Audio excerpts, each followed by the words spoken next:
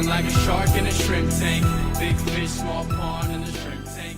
Hey, everybody, welcome to another episode of the Shrimp Tank. I'm your co-host, Ted Jenkin, here with my co-host, Lee Heisman. Of course, every week, we bring you some of the brightest and best CEOs, business owners, and entrepreneurs in and around the country.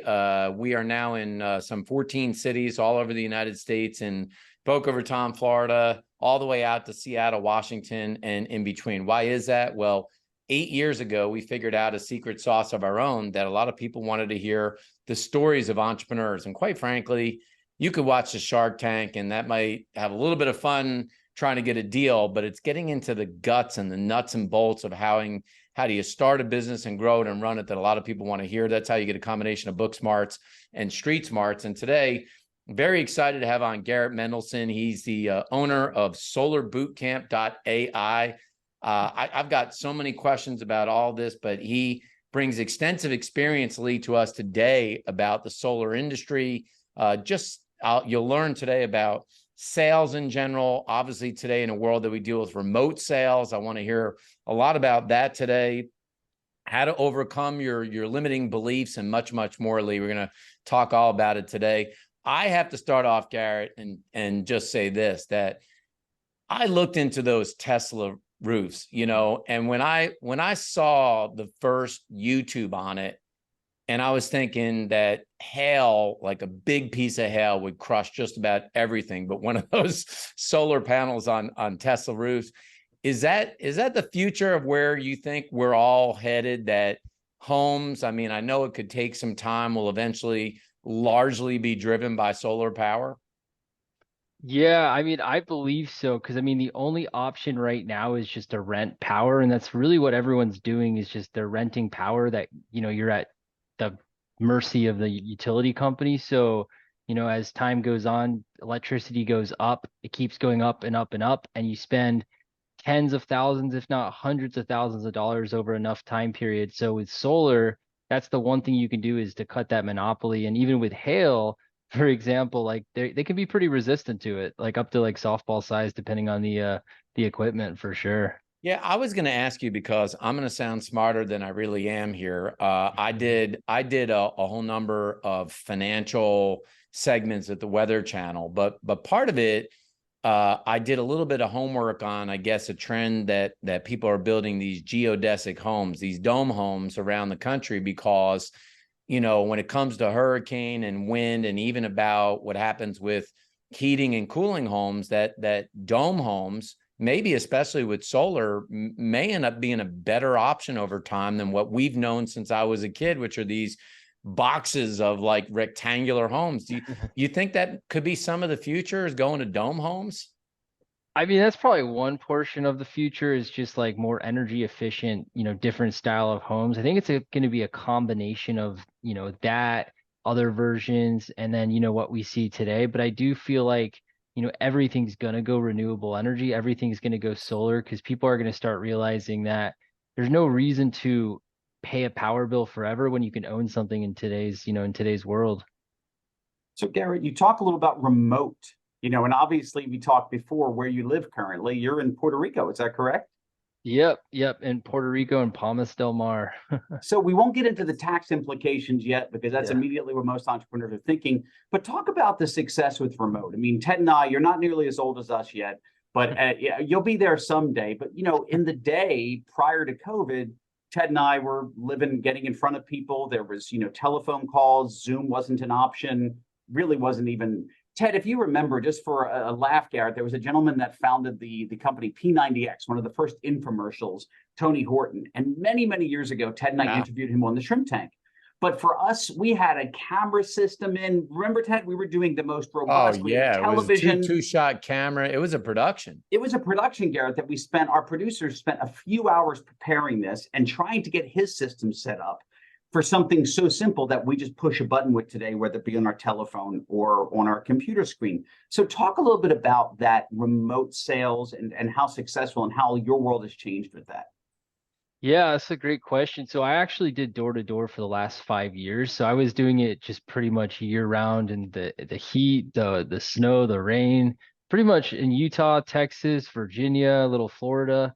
So yeah, I did a ton of door to door, and I found a better way last year, and I made the switch, 100% remote, which allowed me to, help more people, reach more people. Now I can live anywhere. I'm not stuck in one location, because when you do door to door, you're essentially like you're stuck where you live, and you can't really go you can go places, but you got to move.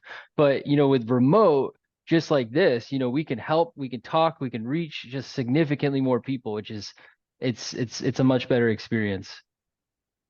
Yeah, I think it's interesting because Lee and I, of course, Lee goaded me into this. Bought Teslas probably 3 years ago.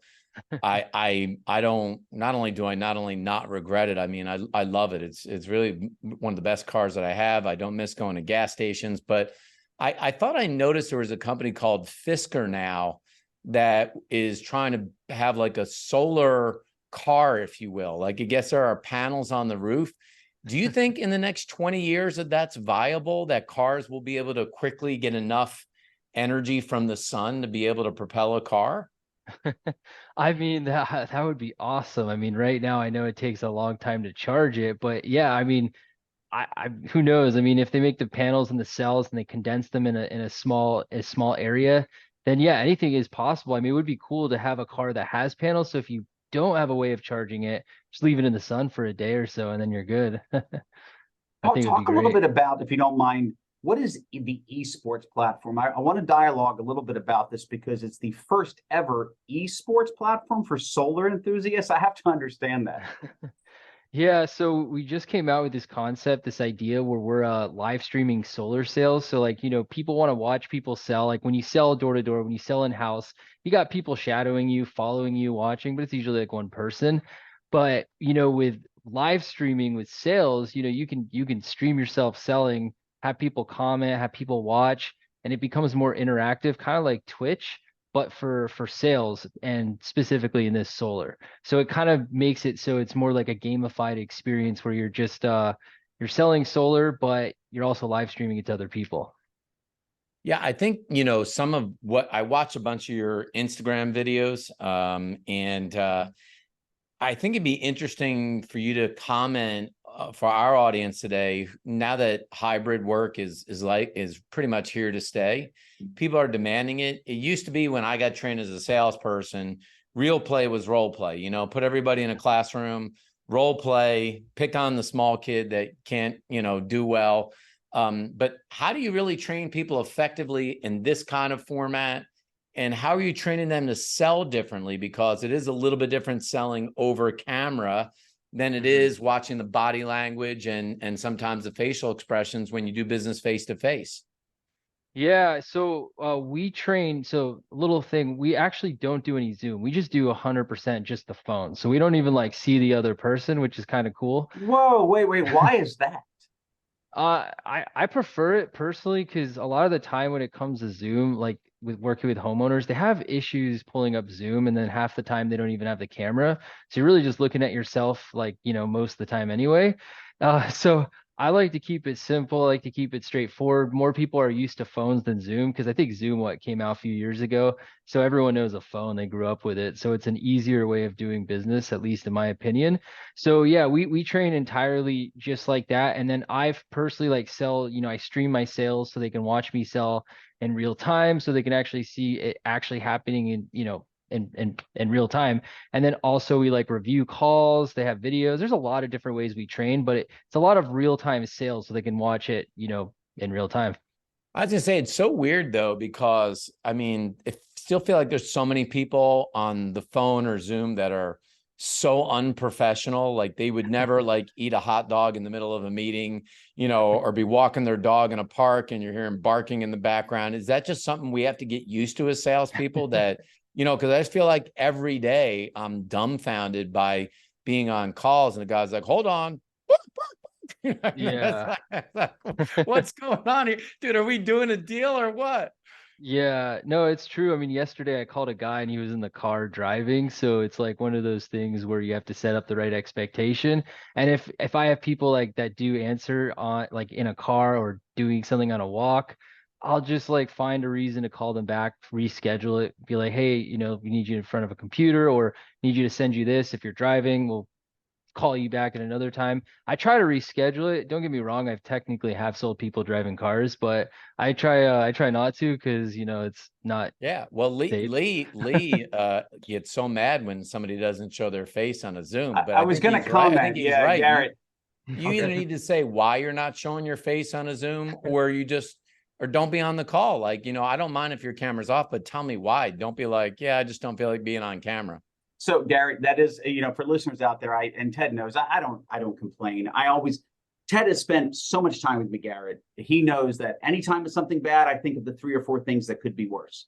90, and I can attest to that, Garrett. I do not complain. However, I'm going to take a moment to sit on my soapbox and complain just for a moment. But it's a valid complaint. And for listeners, for anybody out there that doesn't agree with me, I'm not the only person. I will not be the first nor the last that you don't agree with if you don't agree with this.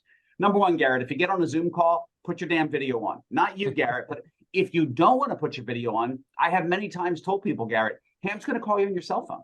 I'm going to conference us in. Like you said, Garrett, it's a better quality phone call. It's better quality altogether. Secondly, Garrett, the level of consideration is so difficult. There are times, Garrett, where I'm stuck in a car, and I will always get on the beginning Zoom. And for listeners out there, this is a piece of advice. If you are in a car and you have to get on a Zoom, get on the Zoom, say hello to everybody on the screen, explain you're in the car, and explain I'm going to go off camera so I don't disrupt the entire process of the Zoom call. So Garrett, the level of consideration out there is difficult, and I actually subscribe to your audio only methodology. Yeah, I mean, I like it so much better, just so much more smooth, less friction. So I like to keep it as simple as I can. But yeah, 100%. I've got to ask Puerto Rico. We won't get into the tax thing. Everybody knows it. We've been talking about it for years. But talk to us why you're in Puerto Rico and when did that change happen? Yeah, so I moved this year actually, and I mean, of course, the tax situation is pretty much the most incentivizing thing, because I have no kids, not married, so it was just an easy move for me. I mean, the weather's nice. I mean, right now it's sunny, it's hot, it's nice. I don't have to worry about any of the seasons, but I mean, it's such a great place. It literally has everything that the US has and a little more. Ted, are you sold? Yeah, I'm sold for zero tax, especially when you sell a business. That's for And sure. I think Ted was sold. I don't know what he sold more on, Garrett. Zero tax or no wife and kids. I didn't know which one he was sold on more. I take both in the same package. I want to know if you're able at all to describe to people whether they own a business and they've got commercial properties or they have residential properties. There's a lot of confusion still about the tax credits that exist around solar. And the number one question I hear from a lot of people, Garrett, is like, what's my payback going to be? Like, if I put in a new roof or I decide to put in a power wall or whatever it may be, how long is it going to take me to get a payback? Does it add value to my property? Can you comment on that at all?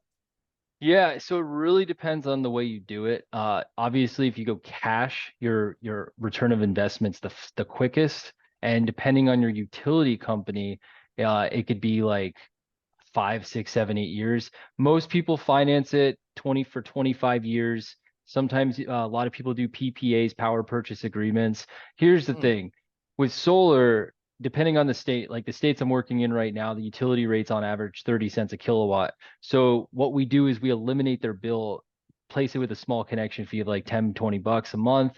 And then their solar payment is $50 to $100 a month less than what they're paying today. So they're going to save money on a cash flow basis year one. So as every year goes by, the rates go up, they're going to stay the same rate, doesn't change. So for them, like, in a cash flow, perspective, they're going to save from the start.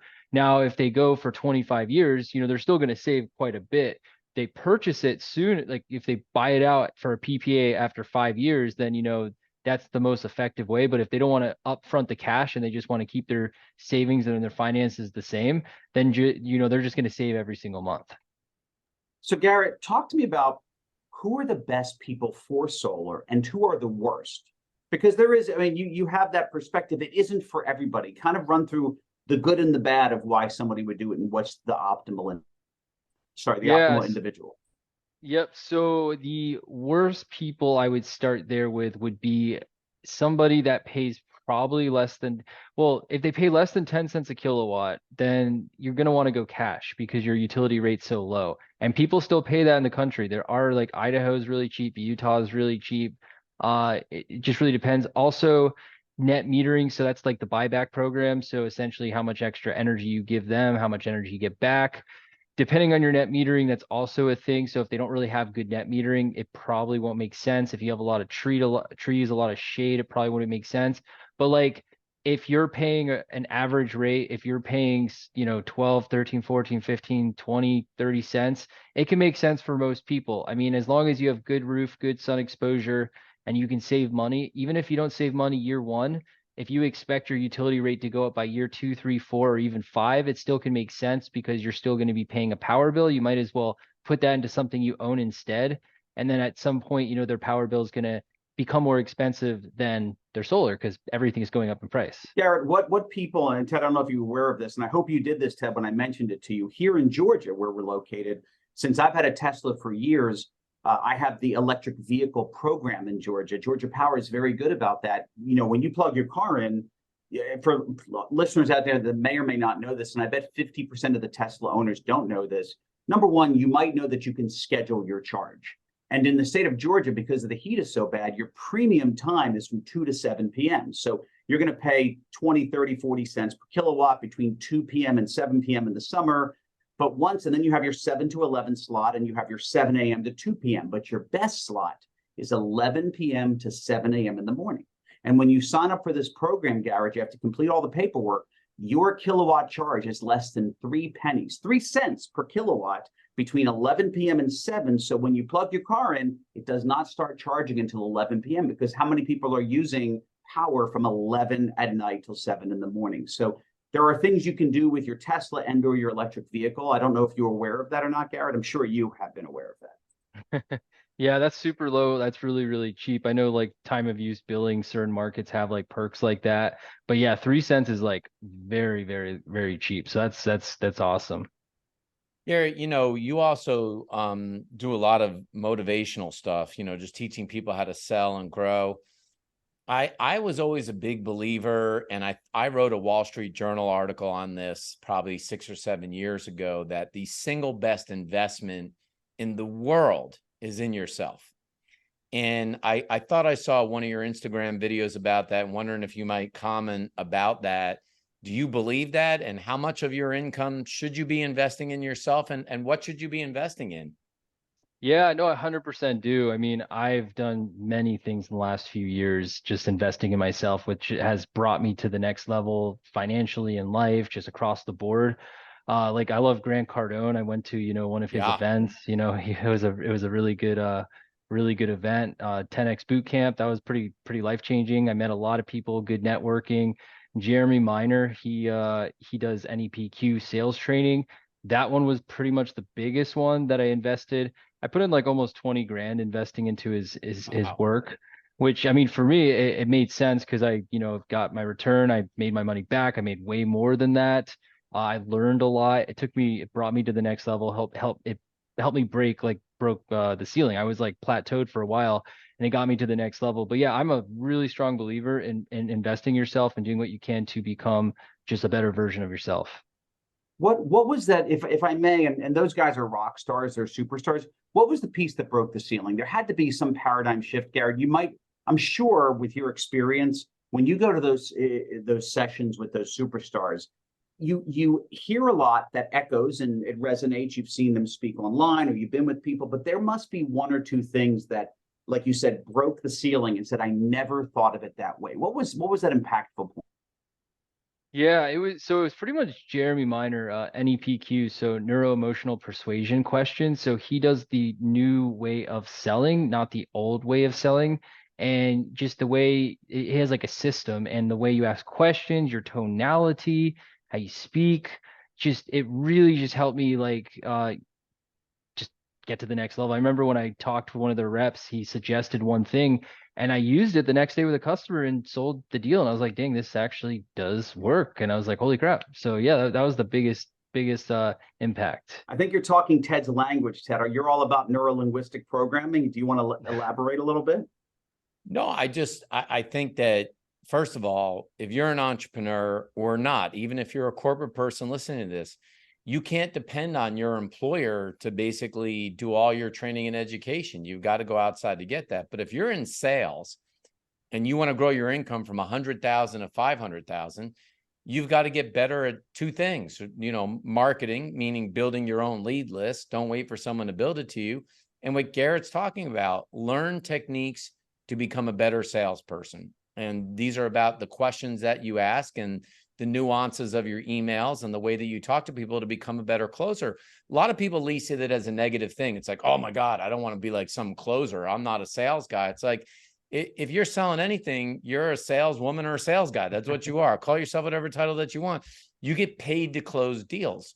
Why wouldn't you invest more in understanding how to close more deals? That's what kills me about salespeople, right? And that's what Garrett's talking about, is asking the questions about the nuances. Now, I learned to write a lot of copy in different colors through neurolinguistic programming.